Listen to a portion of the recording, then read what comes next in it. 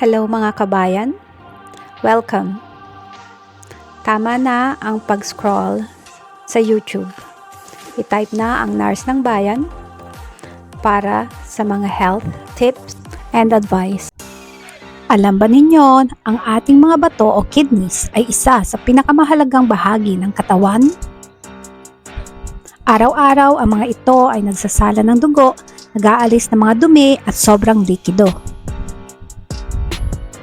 Tumutulong sa pagkontrol ng presyon ng dugo at nagpapanatili ng balanse ng mga mineral sa katawan. Ngunit ang nakakalungkot, maraming tao ang hindi agad nalalaman na may problema na pala sila sa bato. Sa katunayan, ang sakit sa bato ay madalas tawaging silent disease dahil maaaring wala itong malinaw na simptomas sa mga unang yugto.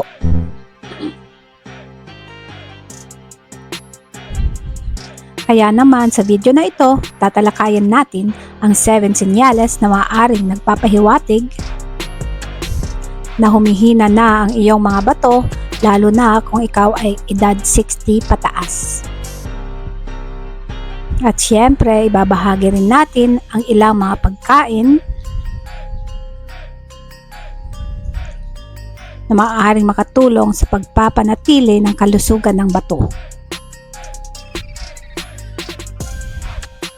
Kaya manatili hanggang dulo dahil ang huling pagkain sa ating listahan ay madaling makita sa palengke at maaaring makatulong sa kalahatang kalusugan ng iyong kidneys. Ano ang gawain ng mga bato?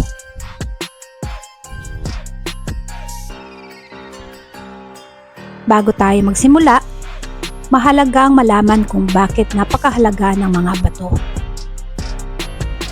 Ang bawat tao ay karaniwang may 2 bato na matatagpuan sa likod ng tiyan. Ang mga ito ay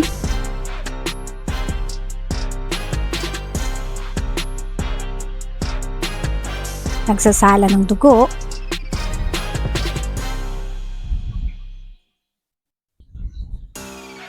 nag-aalis ng mga lason at dumi,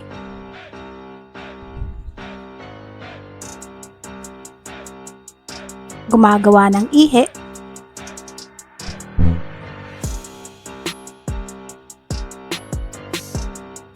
tumutulong sa pagkontrol ng blood pressure, sumusuporta sa paggawa ng red blood cells,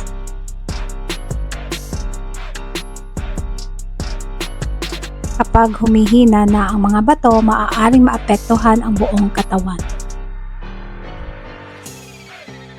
Ngayon, alamin natin ang mga senyales.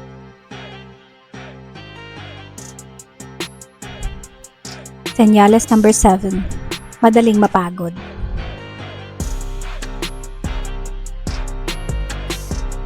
Napapansin mo ba ang mabilis kang mapagod kahit hindi mabigat ang iyong ginagawa? Kapag hindi mahusay na gumagana ang mga bato, maaaring maapektuhan ang paggawa ng red blood cells. Kapag kulang ang red blood cells, mas kaunting oxygen ang naiihatid sa katawan. Bunga nito, maaaring makaramdam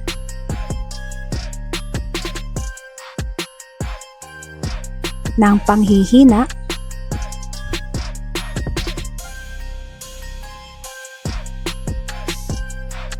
kawalan ng enerhiya,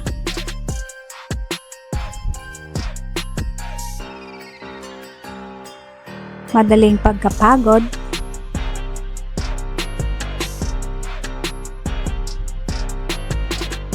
mga pagkain makakatulong.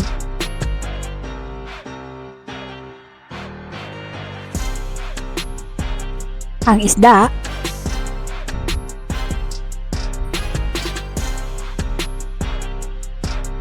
itlog,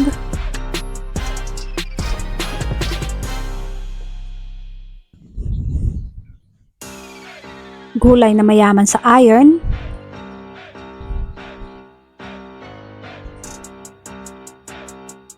lean protein,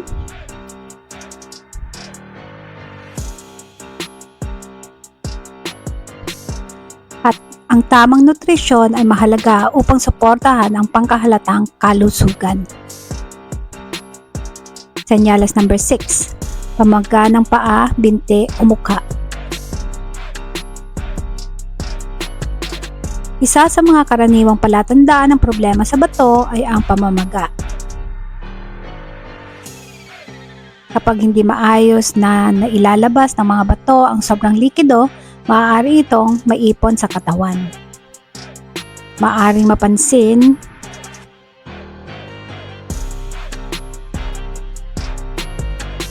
ang pamamaga ng paa,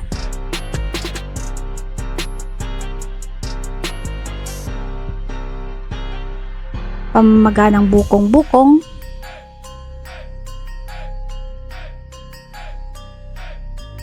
pamamaga ng mukha lalo na sa umaga,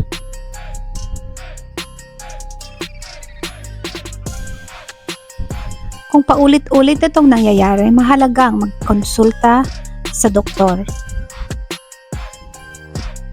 Mga pagkaing makakatulong.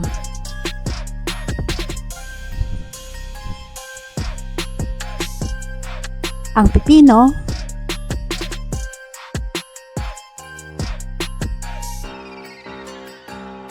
repolyo,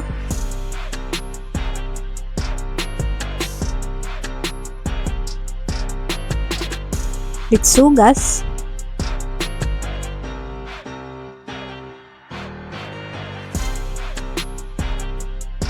mga pagkaing mababa sa asin,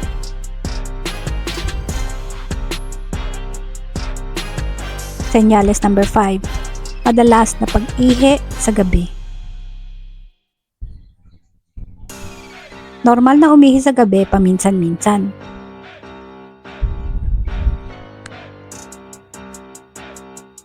Ngunit kung madalas kang bumabangon ng maraming beses bawat gabi upang umihi, maaaring ito ay senyales na may pagbabago sa paggana ng iyong kidneys. Lalo na kung dati naman ay hindi ito nangyayari.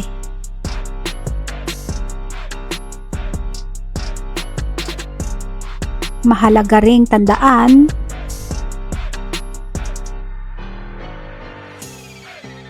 ang simptomas na ito ay maaari ring maiugnay sa diabetes,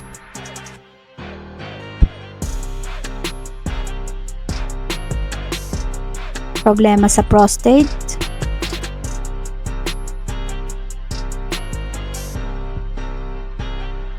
impeksyon sa daanan ng ihi,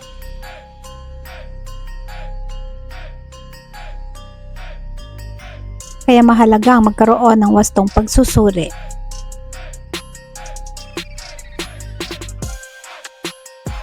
Senyales number 4. Mabula o maputing ihi.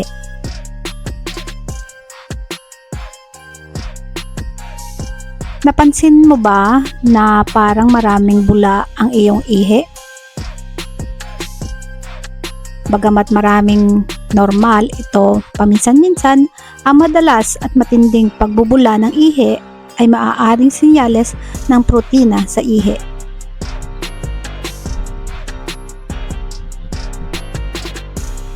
Ang protina ay hindi dapat basta-bastang lumalabas sa ihi. Kapag nangyayari ito, maaaring may problema sa pagsasala ng mga bato. Mga pagkaing makakatulong.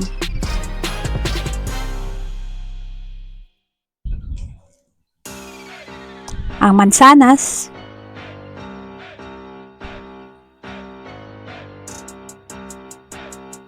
blueberries,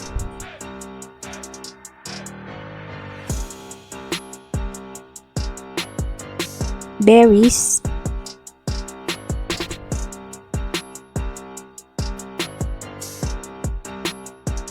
mga gulay na mayaman sa antioxidants,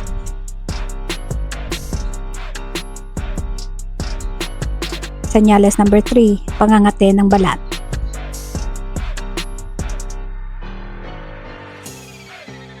Kapag hindi naaalis ng maayos ang mga bato ang mga dumi sa dugo, maaari itong makaapekto sa balat. Maaaring makaranas ng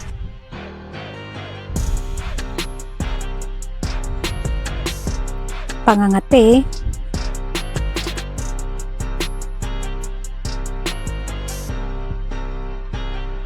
panunuyo ng balat,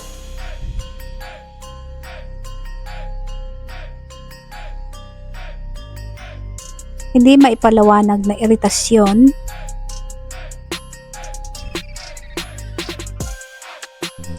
maraming tao ang hindi agad naiisip na maaaring konektado ito sa kalusugan ng bato. Senyales number 2, mataas na presyon ng dugo.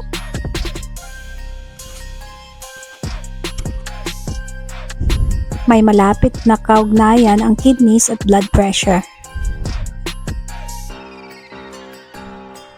Ang mataas na presyon ay maaaring makasira sa mga bato.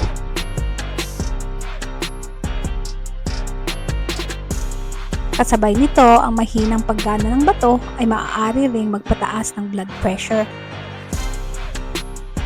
Ito ang dahilan kung bakit napakahalagang regular na magpatingin at mag-monitor ng presyon. Mga pagkaing makakatulong.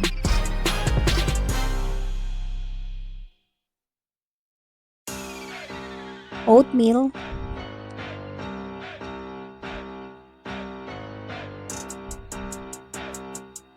bawang,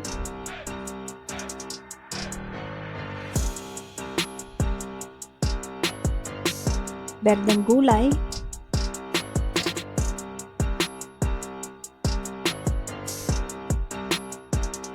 prutas na mababa sa sodium,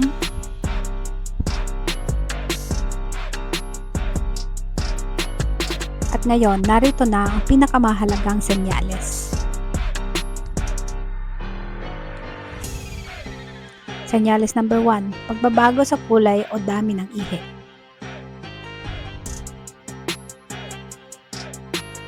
Ang ihi ay maaaring magsabi ng maraming bagay tungkol sa ating kalusugan. Mahalagang bantayan kung may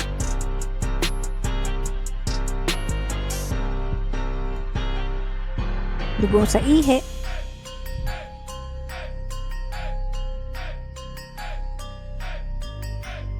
napakaitim na kulay,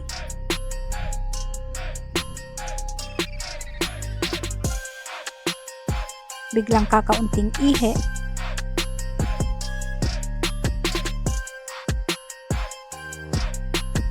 hindi pangkaraniwang pagbabago sa pag-ihi,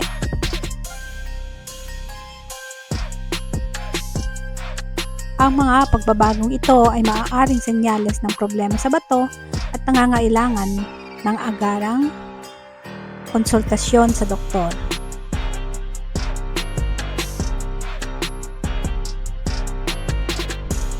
Mga pagkain maaaring makatulong sa kalusugan ng bato.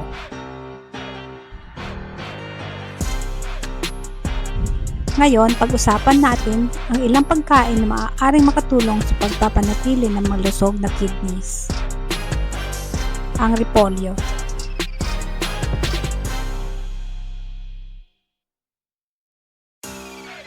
Mayaman sa bitamina at mababa sa potassium kumpara sa ilang gulay. Cauliflower.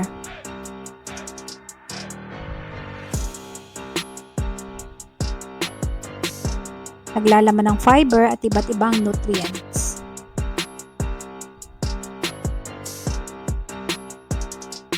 Bawang,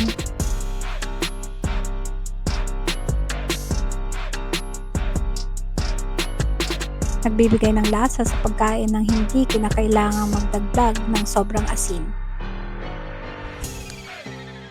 Mansanas,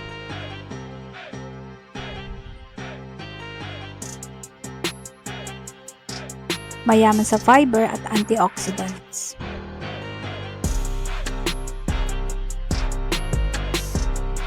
Blueberries.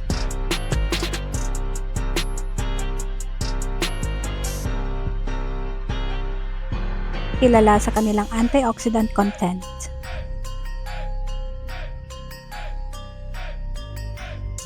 isda.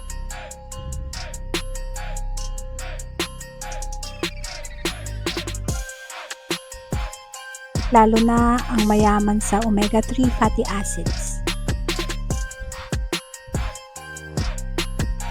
Olive oil,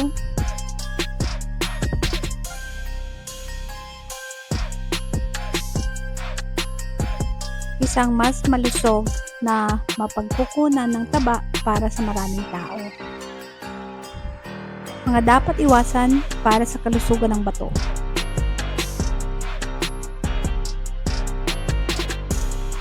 Kung nais mong protektahan ang iyong kidneys, subukang limitahan ang sobrang alat,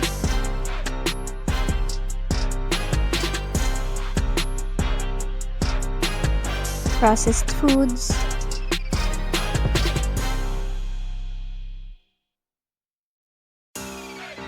instant noodles,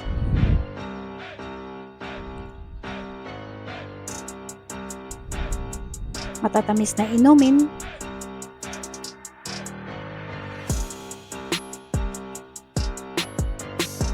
paninigarilyo,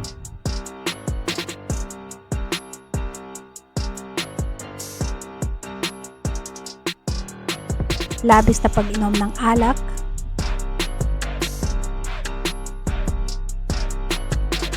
ang mga ito ay maaaring magdagdag ng stress sa iyong mga bato sa paglipas ng panahon. Sino ang mas mataas ang panganib sa sakit sa bato?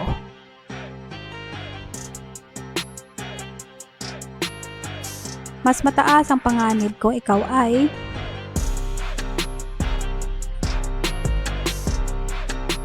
may diabetes,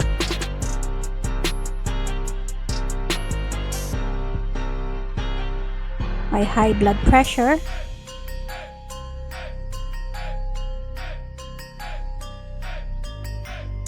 may family history ng kidney disease,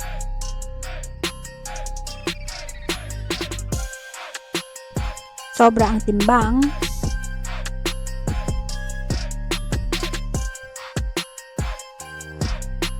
edad 60 pataas.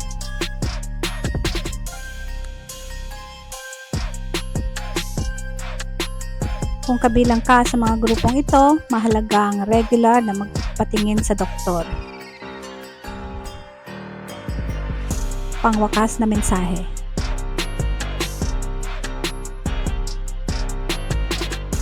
Ang ating mga bato ay tahimik na nagtatrabaho araw-araw.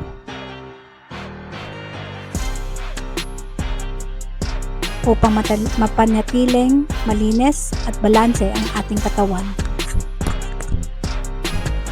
Ngunit kapag nagsimula silang humina, maaaring magbigay ang katawan ng mga senyales na hindi natin dapat baliwalain.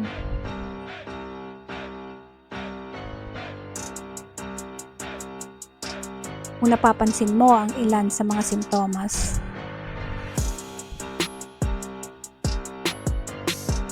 na nabanggit natin ngayon, huwag matakot na magpatingin sa doktor. Mas mabuti ang maagang pagtuklas kaysa hintaying lumala ang kondisyon.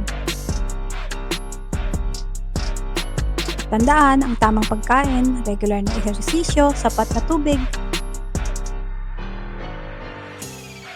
at pagkontrol sa blood pressure at blood sugar ay ilan sa pinakamahalagang hakbang para mapanatiling malusog ang iyong mga bato.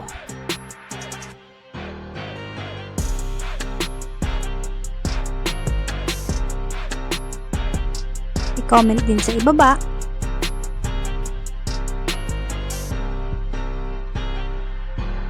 ilang baso ng tubig ang iniinom mo bawat araw.